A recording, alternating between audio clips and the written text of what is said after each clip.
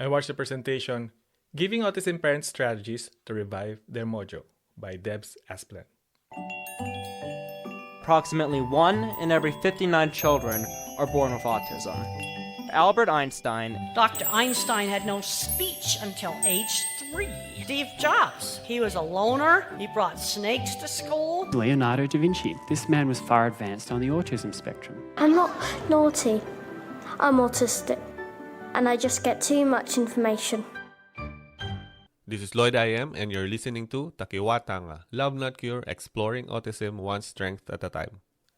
Debs is a mom to 3 teenagers. Each has special education needs and disabilities. She's a qualified life coach and a mentor, and she is known as the Queen of Mojo Revival. We live in a world of duality, positive and negative, hot and cold, dark and bright. Our emotion is also part of this duality, top emotions and bottom emotions. These emotions are often called positive emotions and negative emotions. Top emotions are positive emotions like being happy, being kind, or being calm, while bottom emotions are negative emotions like shame, despair, guilt, or anger. Every day, parents face challenges and stress that comes in different forms. This could be at work, could be with family, or just with life stress in general. Deb said, it only takes an email or a phone call or perhaps a negative comment from your neighbor to ruin this one perfect day. This one instance can send you straight down to the bottom. It's easier to go from top to bottom than to get right back up. You have to have that momentum when you start to go back up again. When you face being at the bottom, the way you can manage your way back up is by: number 1, recognize you are at the bottom. Number 2, keep the knickers away. Number 3, keep your move the body people even closer. Recognize that you are at the bottom. Socrates once said, one has to know thyself, to have self-control, and to do what is right in life.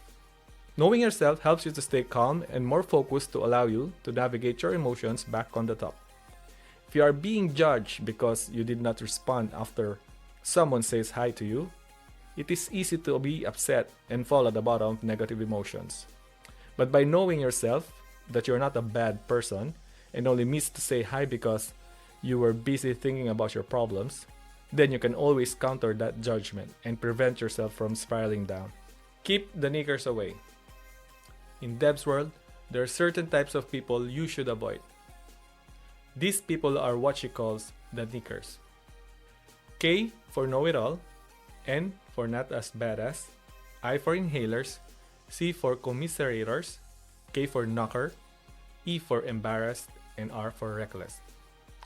Know-it-all, these are people who have been there and done that. They will make you feel bad about yourself and you feel sorry about yourself.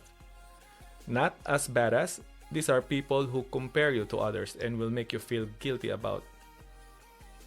Inhalers, these are people who always go to you for help and will drain you. Then, when it's your turn to ask for help, you could not find anyone. Commiserators, these are people who are empathizers. They will keep on reminding you about how bad your situation is, leaving you stuck in the world of loop. And this loop may result in self-pity. Knockers, these are people who always come up with ways to shut you down. And embarrassed, these are people who are the ones embarrassed for you, and they will not make you feel proud of yourself. Reckless, these people will suggest something that will only make the situation worse. If you have something like this in your life, you have to move away from these kinds of people. Someone once said, the sun is always shining, you just have to remove the clouds. If you remember Deborah Moore from episode 15, Deborah said, people are not entitled to know everything happening in your life. You don't have to explain everything to them. If you have people around you that you can't avoid, you need to manage them effectively to protect your emotions. You can handle the feedback you receive from these people by saying, we don't have answers to that right now, and we are working on it. Thank you for your concerns, and then you move on. Jim Rohn, mentor to Tony Robbins, once said, stand guard at the door of your mind. Toxic people will drain you, so stand guard and be careful about who you let in. Also, there are some people you just have to break away from. It's not easy, but essential to your well-being. Keep your move the body people closer to you. Most of the time, we cannot move back up quickly because we worry too much and focus too much on the toxic people around us. People who have criticized us, people who don't support us, and people who judge us. What if there's a way to change the gameplay? What will you do? Instead of putting on our focus on toxic people, why not put our focus and attention to our move the body people? Move the body people is a phrase borrowed from Brené Brown. Your move the body people are your go-to people. These are people who, when you call them at 2 a.m. for help, will come rushing, knocking at your door. These are people who can tell you bad news and will listen to you. These are people who will celebrate with you when there's a good news. There are 4 areas to look at in order to revive your mojo as fast as you can. Number 1, social connection. Social connection is not about spending countless hours on social media. Social connection is about connecting positively with others. It's about connecting with others to release your oxytocin or the cuddle hormone. It's about helping others or simply just being nice to others. One way to do this is you can meet a friend for a coffee to catch up or just offload or release your stress. You can also send a big thank you to people who have supported you in your challenging times. And you can also be grateful for all the things around you by living in an attitude of gratitude. Number 2, physical. You can exercise simply by going for a walk, live in the present moment by experiencing the joy of walking, enjoy the beauty of the objects around you, enjoy nature, and again, feel the gratitude of being alive. You can also go for a swim if this is your thing, or maybe you can go for a bike ride, dance a little bit, or just go and move your body to change your state. Number 3, mental. Change your mental focus by doing something that challenges your mind, like playing mind games or solving jigsaw puzzles. You can also journal how you feel for the day, and journaling helps you bring out all the frustrations in life and lock them all down in a paper. Number 4, emotional. You can list all the things that make you happy and go through that list. You will realize it's not the end of the world. Do mindful meditations. Relax your mind a little bit. Similar to the mental strategy of journaling, you can relieve your emotional stress by writing it down. It's okay for you to feel stressed or feel bad about the situation. Besides, this is just normal to everyone. Remember, you're not a Superman or a Wonder Woman, because superheroes are fictional characters who do not have kids, especially they don't have kids on the autism spectrum.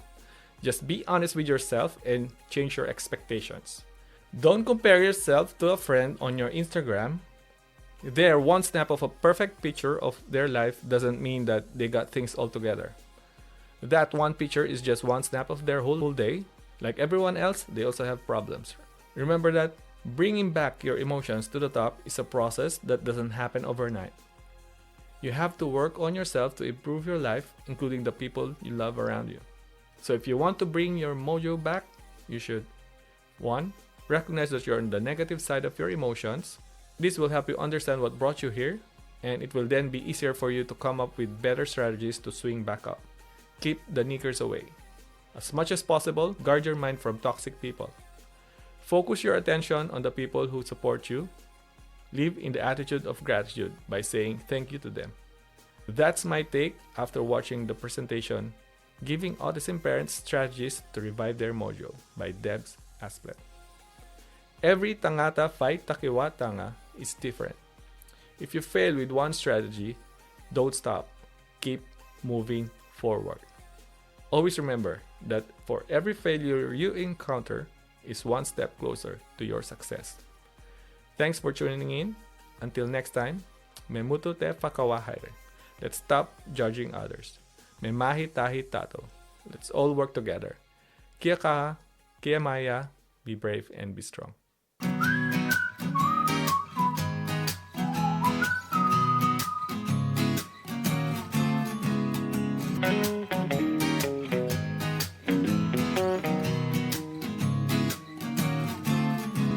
Please don't forget to like and share so others can also find us. Thank you.